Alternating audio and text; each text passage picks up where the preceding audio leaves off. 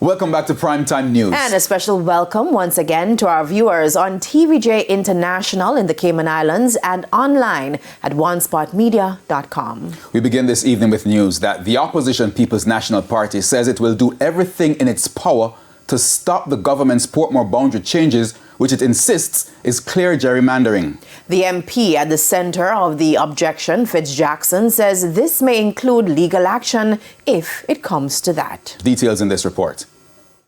For opposition MP for South St. Catherine, Jackson, concerns about the political objectives of the government's Portmore parish boundaries were solidified when Everald Warmington made this comment in November.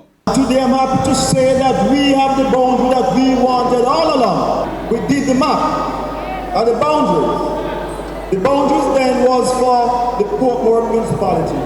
Now we have used that as the boundary for the parish of Portmore. Describing it as clear gerrymandering by the JLP government, Mr. Jackson is adamant that if allowed to proceed, the move sets a dangerous precedent. And in that regard, I'm saying, Prime Minister, you owe it to the people of Portmore, you owe it to the people of Jamaica to either dismiss, reject those comments by Minister Warmington as not representing that of your government, and to ensure that any new boundaries for Portmore, one, as the input of the people of Portmore, and two, that it is conducted by the Electoral Advisory Commission. On Tuesday, Prime Minister Andrew Holness rubbished Mr. Jackson's objections, insisting the changes are to improve the lives of residents of Portmore.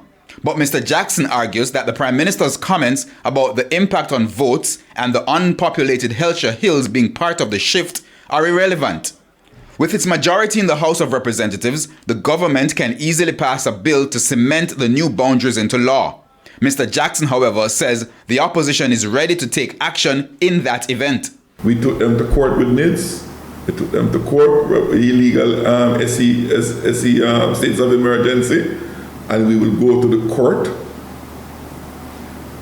anytime it is so required to ensure that Jamaica remains a country that is ruled by laws and not by men who have temporary occupancy of the office of Prime Minister and the executive arm of this government.